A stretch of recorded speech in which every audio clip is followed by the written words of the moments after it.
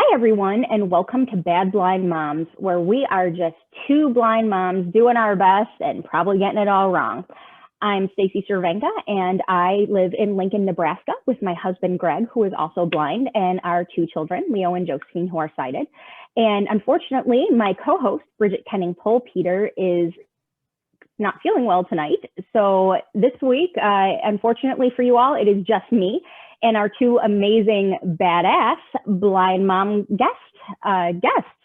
So I'm going to let them introduce themselves. We have Lisa Johnson and Priscilla Yeung. Lisa, do you want to go first? Sure. My name is Lisa Johnson, and I live in Omaha, Nebraska, and I'm the mom of 7 children, ranging in age from 4 to 15, 5 girls and 2 boys. And I'm the Director of Student Support Services for Nebraska Methodist College in Omaha, Nebraska. Amazing. Priscilla, Hi, what are you up to? Hi, I'm Priscilla Yeung, and I'm from Sacramento, California. And I have 2 kids, Miria, who's 13, and my son Isaiah, who's 12. And I currently work at the Society for the Blind as the Senior Impact Project Manager. And I'm so glad to be here tonight. Well, thank you guys so much for joining me. We really appreciate it. We've had you guys on in the past, and you are such a wealth of knowledge and insight that we're so excited to have you back. So tonight, we're going to talk about something that weighs on the minds of pretty much all moms from the moment you begin thinking about getting pregnant. And that is labor, delivery, and birth in general. And people who are blind, people who are blind and low vision and who have disabilities in general often have particular concerns along these areas. Often before we even consider getting pregnant, we are thinking about what we might run into in the hospital when it comes to our labor and delivery. So we wanted to talk a little bit about that tonight. And to start things out, I guess I want to start by saying that it's very common for blind and low vision people, when they think about parenthood, the first thing they may feel is fear that, oh my goodness, what if social services gets involved? Or what if, the doctors doubt my ability to be a parent? And I think that so often that's almost the first thing that, I used to be the president of the blind parents group of the NFB. And I probably got more calls about that than anything else. People saying, I want to be a mom one day. My husband and I are thinking about getting pregnant. Do you think I'll run into problems with social services? And is that something either of you guys thought about when you were beginning to think about having a family? Did you guys have any concerns, whether it's about that or about anything else, when it came to beginning to think about becoming a parent? Lisa, do you want to go first? You can go first. It sounds like you have definitely an experience. Well, for me, I like to plan things out. So even trying to get pregnant, I felt like, we were planning and we thought about it, but I could never have expected what I encountered, which was my experience at the labor and delivery, actually having a baby and then being questioned by the social worker about if I was even capable of taking care of my baby. And imagine just, having a baby, and I had an emergency C-section. I was very overwhelmed already, probably hadn't slept for like 36 hours or something crazy like that. So, my anxiety level was probably really high at that moment. I can't even remember exactly everything that happened. That was the thing. Now that I'm talking about it, it was just like a wave of stress just kind of came over me. And then to be questioned by a social worker, the day after about if I was fit to be a mom was very stressful. And I didn't expect it to happen because I thought that, being able to just show that I can come into the hospital room with my cane, and I thought that I would be able to talk my way out of it and just, it would be a normal situation, but it really turned out to be a very stressful situation. Now, where did you give birth, Priscilla, if you don't mind me asking? UC Davis. Medical Center. Medical Center, yeah. And so one of the issues was challenging was it's a teaching hospital. So a lot of interns would come in, doctors would come in, and it would be a different person talking to me. I felt like every 12 hours. And so repeat my story, re-explain myself over and over again about how I felt like I could take care of my baby, and really had to defend myself, which was challenging because, again, we just had a baby. It was a stressful situation. You know, I think all moms in the beginning, we don't exactly know what's happening. My first pregnancy, first birth, everything was just chaotic. And so I'm going into that situation and being questioned, you know, about my capabilities, and being afraid that they're going to take my baby away, that was the, you know, the end outcome that was awaiting me. It was very scary. You know, it's amazing, Priscilla, how similar our experiences are, because as you know, my husband and I live in Nebraska now, but we used to live in Sacramento with Priscilla. Yeah. Not with Priscilla, but in the same city. We lived in her basement. But we also gave birth at UC Davis Medical Center, and my husband and I are blind. And, you know, when I went into, you know, I'm a very planful person. I'm very anal. And so when I would say I gave birth to our child in 2013. And in 2010, a story broke out in the Kansas City area of a couple where both of them were blind, and they had difficulty breastfeeding.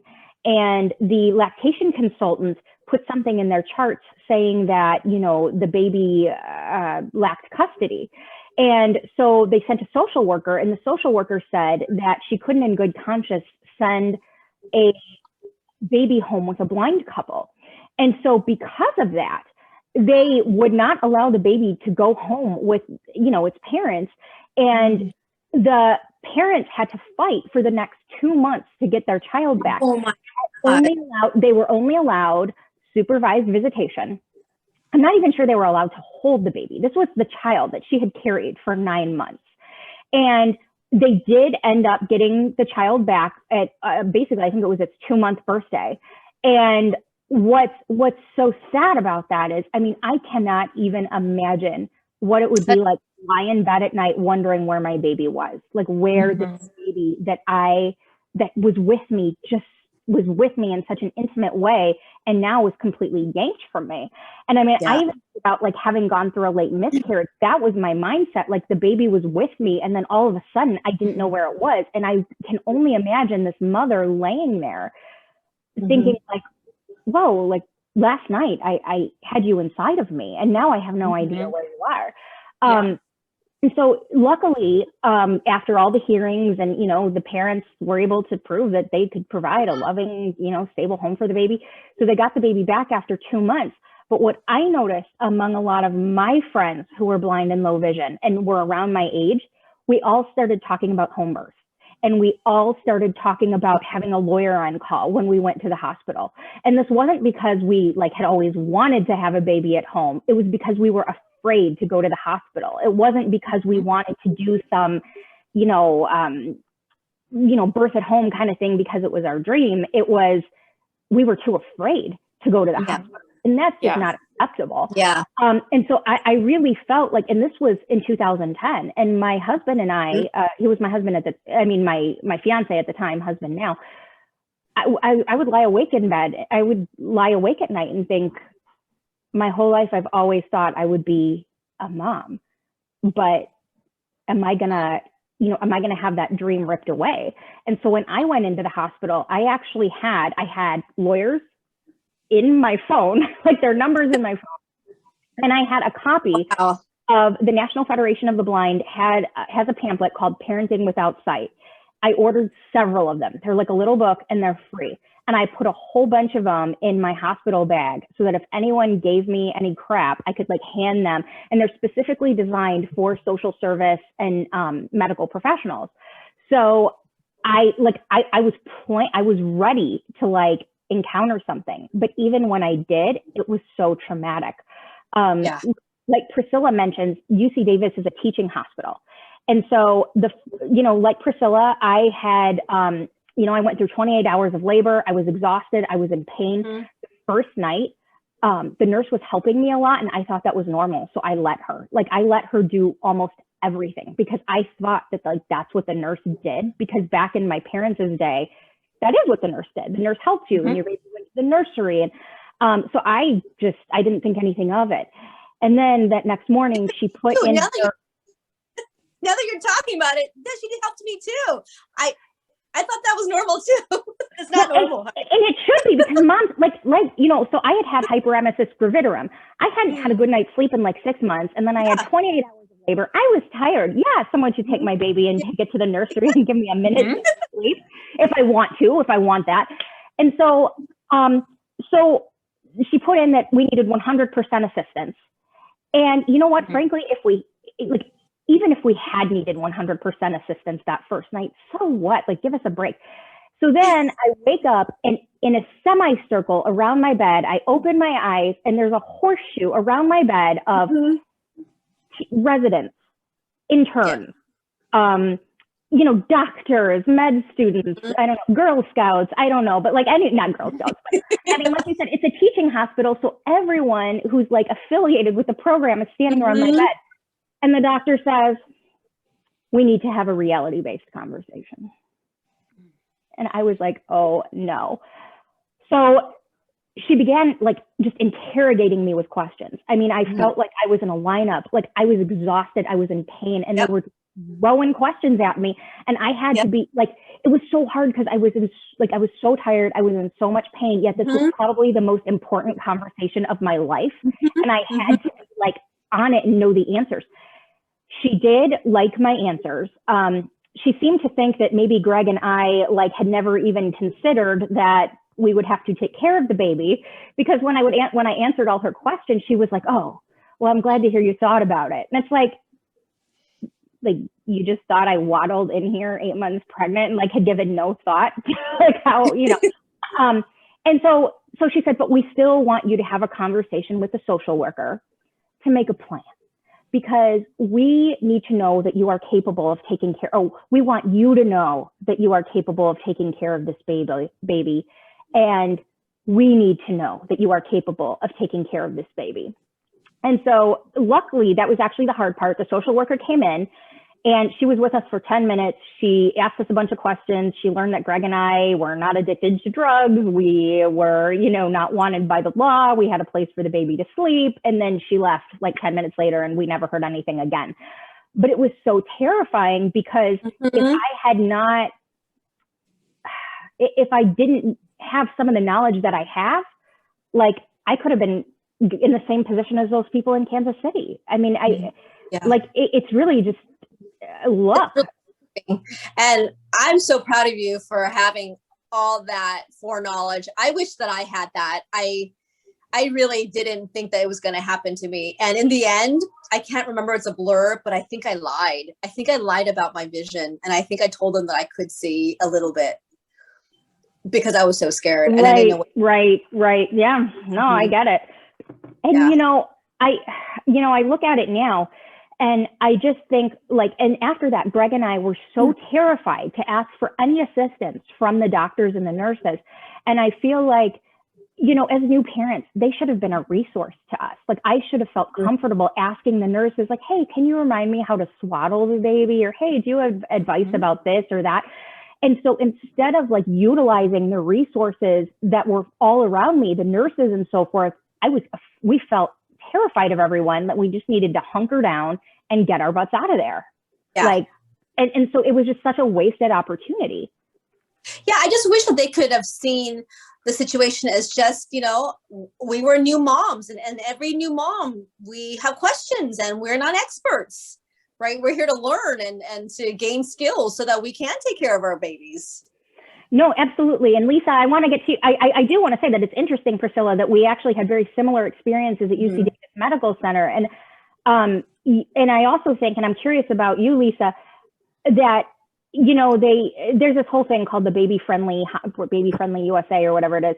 And they have all these new kind of methodologies and all these new procedures and things that hospitals have to have in place in order to get this certification that apparently some hospitals want. And part of it is that all babies room in with the new mothers. And I think that's wonderful if that's what I don't think they should be prohibited from rooming in with the mothers. But I think doing away with the nurseries in general, I mean, it's just, that's like torture for the moms. Like, why would you do that? You know, I mean, I think there is no shame in saying I'm really tired. I haven't slept for days, hours. Having a good night's rest can really just shift everything in one's mood and important to be able to recognize that.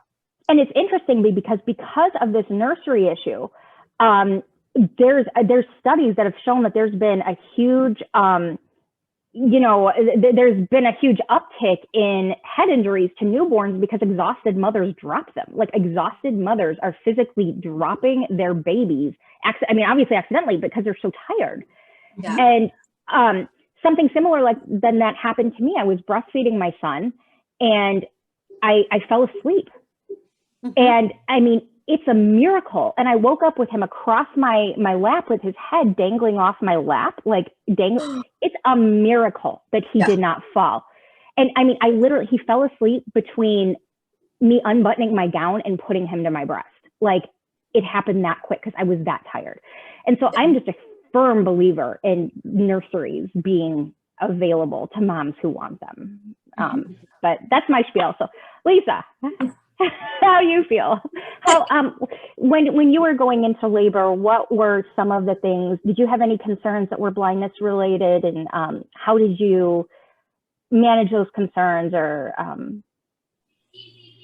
yes, so yeah, so I think I had so when I initially found out I was pregnant for the first time, I definitely went in to my appointments on the defense, like feeling like I needed to be on the defensive already and like be prepared to justify everything.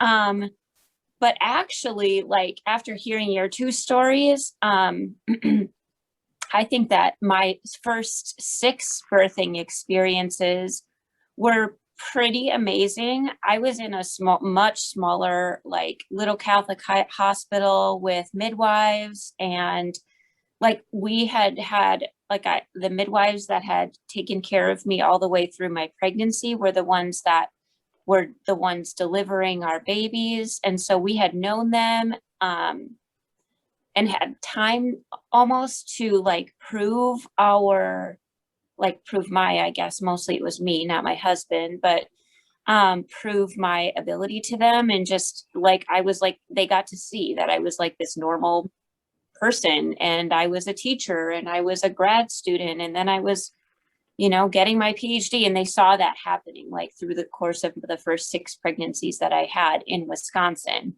at this smaller hospital, always with midwives. Our first encounter with social services and with the real doubt happened when we came to Omaha. And even though we were like on our 7th pregnancy at that time, that was the first time that we had an encounter with social services. And it was actually with our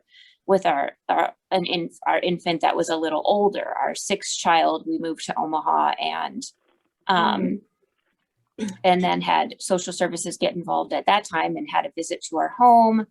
And it was because prior to moving to Omaha, just a couple of weeks prior to that, and our daughter was about maybe 10 months old, there'd been a terrible storm at where we were living, and a tree fell on our house, and where I was staying with my grandparents. And in the process of getting my grandparents out of the house and my kids, while this tree was inside the house and it was storming, I fell with the baby on the steps.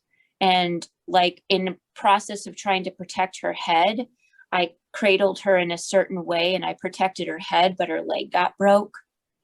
And the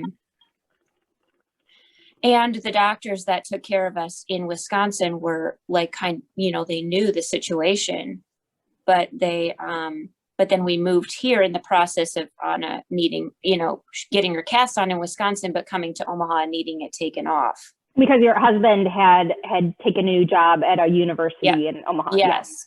So we moved here because of Jeremy's job, and then we needed to go to the hospital to have to Omaha Children's to have her cast taken off and have a follow-up with an orthopedic surgeon. And that's when the questions started, like, oh, you're new to the area. Why did you move here? What happened to her leg? We want to see the medical records. Oh my God. We'd like to talk to some of the witnesses that were there when this happened. This seems like an unlikely story. They said that to you? They said this yes. seems like an unlikely story. Yes. So my husband took my daughter to get her cast off, never thinking anything would happen. And then they questioned him, and then they wouldn't let him leave with the baby. And he was called, like, I was at work. I was teaching here in Omaha at the time. And like, he called me and he's like, I think we have a problem. And your husband can see, by the way, your husband happens to be fully sighted. Yeah. But they were saying, like, we're not sure that your wife is capable of taking care of the baby. You know, is this really what happened? Jeremy wasn't there, of course, because he was here in Omaha when all of this unfolded. Wow. So it was he like moved to Omaha a little bit before you. A year. Yes. Yeah. So he'd already been here for, you know, almost 10 months at this time. And so they were like, well, you don't really know what was happening when you weren't there. Are you sure your wife is really capable? This, you know, so they were really interrogating him. And six other children already that were amazing. Mm-hmm. Well, your oldest one at that point would be a teenager, right? Or how old was Nevaeh? She would be. She was a fifth grader. A fifth grader. So I mean, so like 11, about to turn 12. And yes, we had never had any instances ever. And then we moved to this bigger city. And so, like, as you're talking about your experiences in this bigger hospital, and then I'm reflecting, like, and then we moved to Omaha. And then that's when the questions started. And you know, with the encounter with social services, with our daughter Anna's cast. And then I went through a lot of questions when I got pregnant with our 7th child. We were not planning for a 7th baby. We had thought we were like kind of moving on with kids, and 6 was plenty, but we were so blessed with Namila. But during that pregnancy, I like, it took 3 OBs before I found someone that I felt comfortable with. The first OB kind of asked me some questions at Nebraska Medical Center, and it seemed just like I could tell that maybe there was some doubt. And then I switched to midwives, and they said that they didn't feel comfortable taking care of me. And they just, like, every appointment, I stayed with them for a few appointments, and every appointment was more about my vision and less about the pregnancy. And I'm like, I didn't come here for an interrogation of my vision. I came here for you to check up on the baby. But it was my just baby like, lives in my uterus, not my eyes. Yeah. And so it was like rehashing my visual impairment every single appointment. And I'm like, this is nuts. And so about 3 months or so before we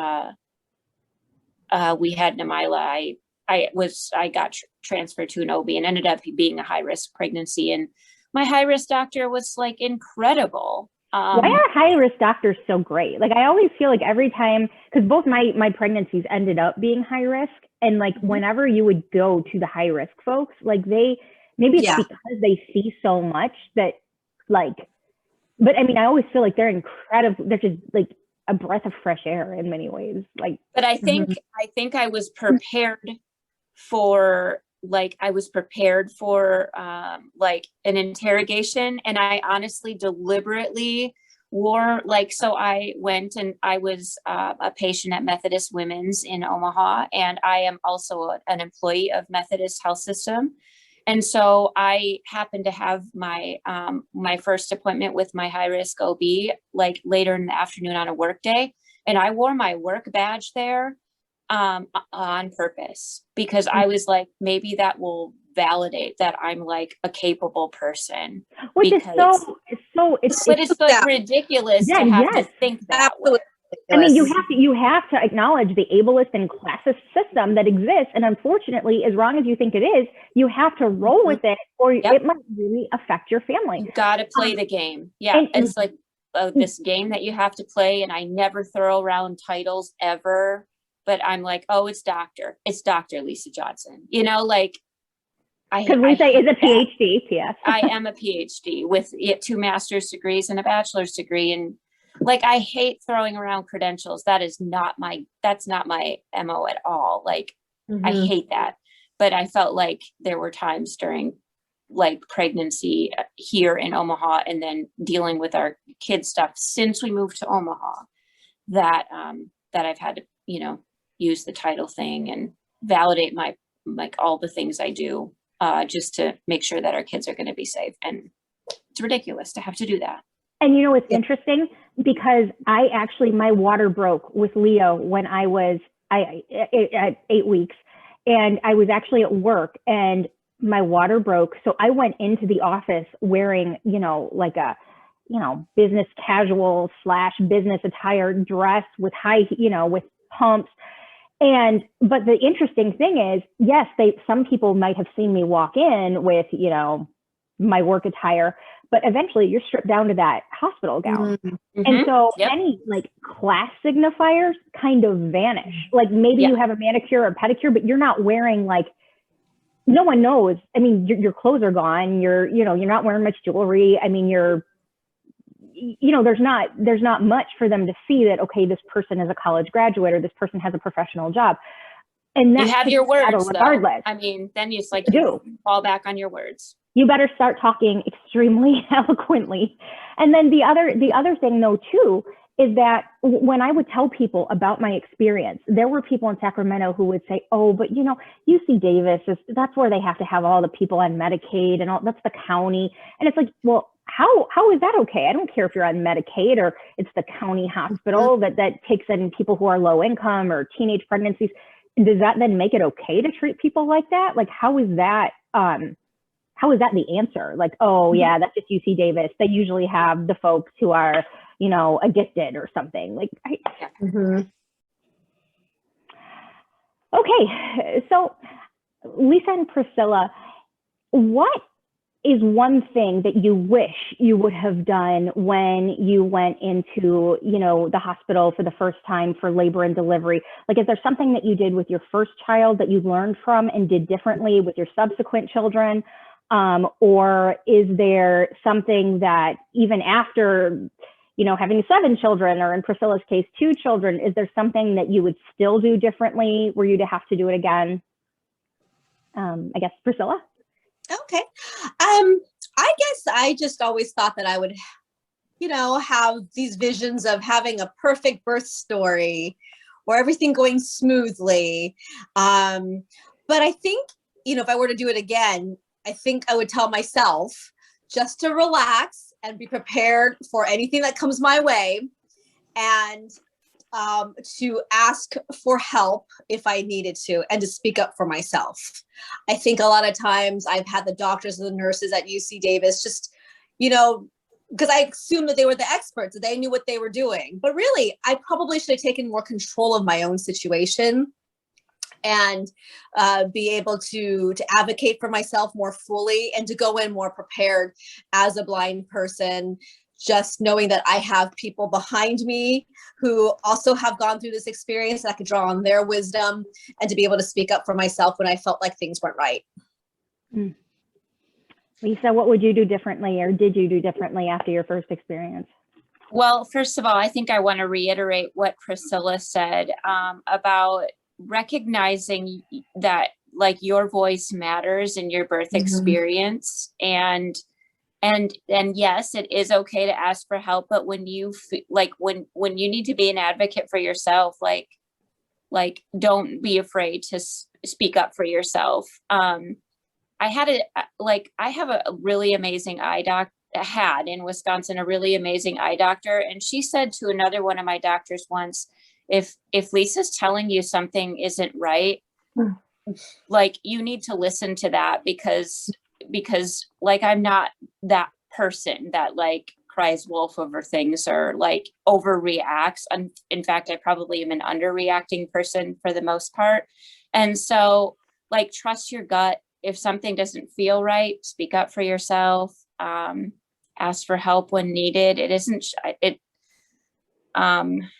I think that's what I give it as advice. And I mean, the other thing about 7 kids versus, you know, like I honestly, like, I don't feel like that out had made me better like any other time, because I went in like having this mindset, like, oh, I've done this before 1 or 2 or 3 or 4 or 5 or 6 more times. And like my 7th pregnancy was like, blew everything out of the water, and like nothing went okay. And like everything was so different every time that it doesn't matter how many times you do it, you might kind of know what to expect. Like maybe the pain, or like the, you know, just the how things unfold and all of that. But in the end, like every labor is its own beast, and you just have to be ready for it and adaptable. And for people like me, and it sounds like for people like Stacy who like to plan everything, you kind of have to let go of that and be ready to change when needed. And I think that's part of why, you know, because I'm so planful and I'm so, you know, I want to control everything, that I think that's in some ways why I really need a doctor that I can trust, and I can just say, tell me what to do, and then believe them, like, or else I'll just drive myself nuts. And I think part of that is why I didn't read a lot of pregnancy books. I got through half of a childhood book and decided I decided it was boring and I wanted to read like novels or something. So, I mean, like, part of it is like, because I'm so controlled in most parts of my life, and this is such an important thing, I almost needed to just find someone who is an expert and that I trusted, and trust them. And I know that sounds weird and it sounds kind of counterintuitive, but I would agree as far as what I did differently with my second, you know, my youngest labor and delivery, was advocate for myself and be very clear upfront what I wanted. I switched hospitals. I went to Mercy General, and they just a much better experience. And for me personally, I told them, I said, look, I want to let you know, I don't want to breastfeed. I don't even want the lactation consultants to visit me. Like, because last time I went through so much pain and it was so difficult and I was so exhausted. And I know that exhaustion triggered my postpartum depression. I need to relax. I need to take care of myself. And my husband will be doing most of the baby care. And they actually understood that. And we're like, you know what? Thank you for telling us. We'll be sure to help your husband in any way that we can, not because he's blind, but because, like, you know, thank you for telling us that you have struggled with postpartum, and that you know that you need to rest up physically and mentally, because I had a very challenging pregnancy. You know, I was on bed rest for quite a while. And so they understood that I was tired, and they were like, thank you for telling us this. So the lactation consultant did not visit me. Greg did all the diapering, almost all of the feeding. And you know, they gave me the baby. I would love on her. I would kiss her. I would snuggle with her, but everyone was just like, Mama, you rest up. And so when I came home from the hospital, I was just in such a better place, because I was well rested and I felt happy, and I didn't feel like, you know, all the hospital only saw me as a pair of boobs that, like, well, the boobs are working well, so obviously Mama's fine. Now let's just care about the baby, you know? So I don't know, and that might not be your experience or what you want, but the point being, advocate for yourself and go in and say, this is what I want. This is what's important to me, and let them know in advance. Yeah. I agree with you. I think my second experience, I was much more ready to advocate for myself. And that actually turned out to be an emergency C-section with an ambulance ride and a placenta abruption. And the next thing I knew, my baby was in the NICU, and we were there for a whole month. And so I think that was a whole entirely different experience as a blind mom, being in the NICU every day, and having to learn my way around the NICU, to, you know, a lot of things were inaccessible, like I couldn't read the baby monitor, things like that. But just being able to ask and say, this is what I'm looking for, this is what I want, and asking the nurses, getting to know the nurses a lot, and just being able to have them trust me so that I can hold the baby and be a part of the care. I think that's so true. I also, my second pregnancy and my 5th and my 7th all ended in NICU stays for the kids. And that is a different experience too. I think that's why I really have truly said like 1 pregnancy or 7 pregnancies, you just never know what to expect. I mean, I had 6 also perfectly natural, wonderful, I mean, natural deliveries. And then I had this crazy emergency C-section also, and both the baby and I almost died. And like, that was like traumatic too. And then you're, so you just never know. Yep. So being an advocate is so important. Whatever it is that means for you, whether it means you want to room in with your baby, or you want someone else to care for your baby while you rest up, or you are committed to breastfeeding, or you want formula from the beginning and you don't want any shit. Like whatever that is for you, you have to advocate, Yeah. So what is one thing that you guys, like if you could give, labor and delivery professionals, advice about how to improve their quality of care for people who are blind and low vision, what would that advice be? So I think, you go first. Okay. I think first and foremost, being able to see blind parents as fully capable, functioning adults, and who just are new parents, or maybe parents who have many kids, so we're experts at that point, right? So being able to come from the perspective that they're just parents and not have to be in a situation where we always have to reiterate our eye condition, when really we're here for a checkup with the baby, but we're spend hours, minutes more talking about our own personal eye condition. So if we could be able to switch that and just see us as parents, expected parents, I think that would go a long way. So for me, I think what's innately interesting about my work environment right now is that I get the opportunity to work with future nurses every day. And so I think I've had the opportunity to have lots of conversations with students who will soon be nurses. And then when I was actually delivering our 7th, I was being cared for by current students. And I think that alone, that ability for them to see me like as just an average person when they see me in my office working with them has helped them to understand like, oh my gosh, that, like this is just one characteristic, and it's not defining the kind of parent I can be or my experience as a patient. But I've had a lot of conversations with students about the necessity of like making sure that you take the time to listen to the patient. And you may know medically what might be the best thing, but the patient is the expert on their lives and may have their own very important and valid reasons for needing things just so. And just taking time to ask questions and not make assumptions about their needs is so critically important.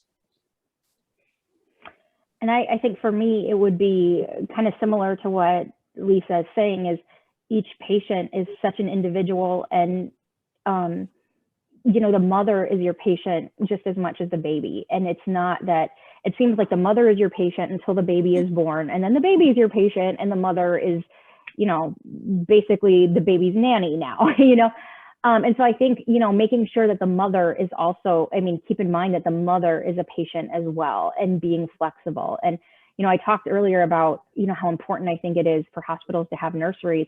My mom was a labor and delivery nurse at a large hospital in suburban Chicago, and they did away with the nursery for a while because I guess it's the newfangled thing to do. But it was so unpopular that the women on the hospital's board of directors and advisory board and the women in the community were so upset that they actually brought the nursery back. And I'm aware of several dozen hospitals that have actually just like gotten rid of their baby friendly certifications for that reason, that people want those nurseries. They want that option, and not that it's not okay for parents to room in, but that it needs to be the mother's decision. And it's, in a way, I feel like it's ableist to expect that every mom is going to be able to do that right away.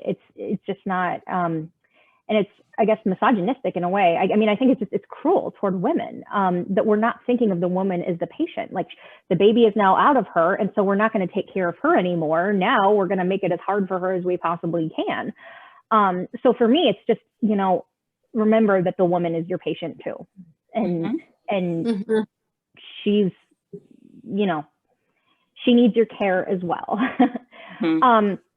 So final, I guess, now I know, again, I used to be the chairperson of the Blind Parents Group of the National Federation of the Blind. And it was very common for me to get calls from people who are considering becoming parents. And they would say, do you think I could become a parent, or do you think that they would just take it away from me? And I had to tell them that, actually, most blind parents, I mean, don't run into really significant,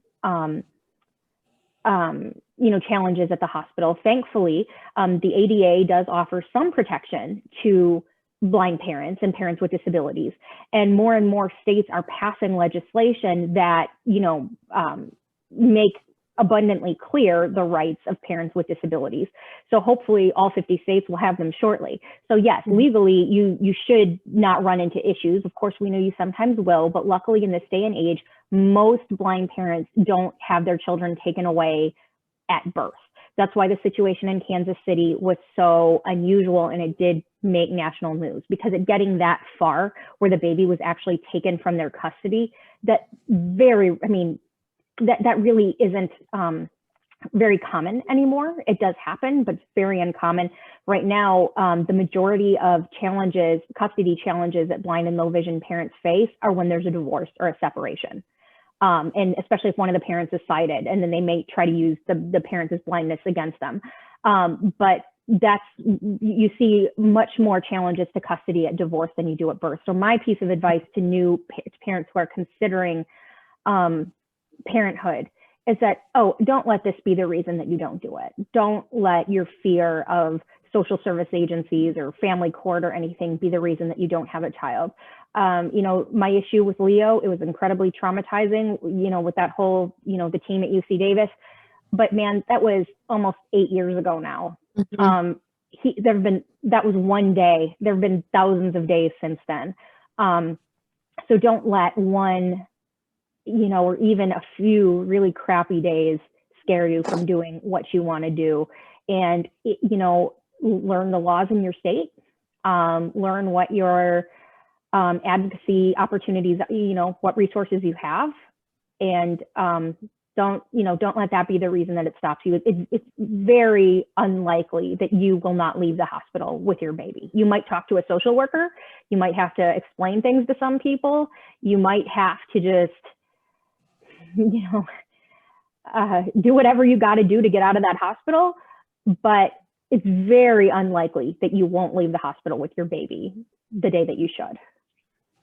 So Priscilla, what would be your advice to parents who are considering or blind people who are considering having children, or people who are pregnant and concerned about what their labor and delivery experience might look like?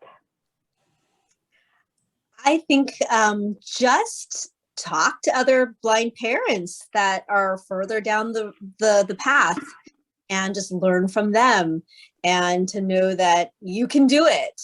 And if there's any questions about how, practice, spend time with, other babies, or visit the family, and find out how they do things. And I think getting a little bit more knowledge and confidence in your own abilities can help you advocate for yourself. Lisa, what piece of advice would you give to people, labor and delivery, I guess, related advice to people who are considering becoming parents, or who are pregnant and expecting? I think Priscilla brings up a really good point, that you're not alone in this journey. Like, social media is actually, I think, really helped to bring people together, even across the miles, because there's several groups on Facebook and other platforms where blind parents or blind soon-to-be parents are posting questions, and other blind individuals who are further along on their journey of parenthood are offering great pieces of advice. So utilize those, those individuals that are out there, and very happy to help, because I mean, I didn't have that when I was a mom and for the first time, and had to kind of figure it out myself. But now with social media, I think that really helps bring experts and non-experts and people with questions and people with answers together. And the other piece is, and if you, I guess in my case, like I kind of referenced this a little while back, but sometimes you just have to play the game and say what you need to say to appease the medical professionals if you find yourself in that situation. Or like in my case, I had to throw around my PhD credentials or whatever, even though I hate doing that. Like sometimes you just have to say and do what you need to, because you know you can do it. You just have to appease people to be able to walk out of the hospital and get on with your life and do the things that you can do. Sometimes you have to play into the elitist system. And I know for me, that meant like, if that means that you have to put on a certain air of professionalism, or, I mean, even though you should not have to have that, you should not have to be using $50 words and talking like you're at a professional conference. You shouldn't. It's not, I mean, it's not okay. But if you are able to do that, you might want to, I mean, you know, you don't want to be that person, but I mean, yeah, it's an elitist system. It's sometimes it can come down to that, or, you know, meeting with the social worker. So. Yeah. For me, you know, playing the game meant just trying to say the right things when I'm supposed to say the right things, even when it had to come down to defending what I could see and what I couldn't see, or what I could do and what I could not do. Even maybe I had questions about, well, yeah, maybe I didn't exactly know how to do something, but I definitely tried to convince them that I could do it. Because you knew you could learn. You, like any I knew I could learn. Yeah. And as far as saying, it doesn't matter whether, you knew that it doesn't matter whether you can see something or not, that, you know, totally blind people are parents all the time. I mean, my husband's totally blind, you know what I mean? Like, obviously. Yeah. But. And you can always reach out to your safe people later. I think that's what, like, you know, if I was encountering nurses at the hospital that didn't know me, but then I always knew, like, I could reach out to my midwives who I did have a relationship with, and I could feel okay asking questions of them because we'd had time to build a relationship where they knew, like, that I wasn't asking because I was incapable. I was asking because I wanted to learn. Yeah. And that's it. I know, like, for us, you know, we learned how to swaddle at one of our parenting classes, but you know, you learn it, you do it 1 week, and then the next week it's something else. And then when the baby's actually in your arms, you're like, wait, I do what? I make a triangle and I fold it under his chin. Like, what's going on? So it's like, and they're moving and it's so much harder. Right. And you're like, wait, where was I supposed to tuck this? And it's like, you want to be able to just ask the nurses, like, sorry, can you help me remember how to swaddle? But at the same point, you're like, oh God, if the nurses come and they see that I'm struggling with it, are they going to write that down on some chart? And I'm going to hear about it later, you know? So, yeah. All right. Well, thank you so much, ladies, for, again, talking with us. I know Bridget wished she could be here, and we'll have to have you on again when it can be the four of us. Thanks for having me. Great topic.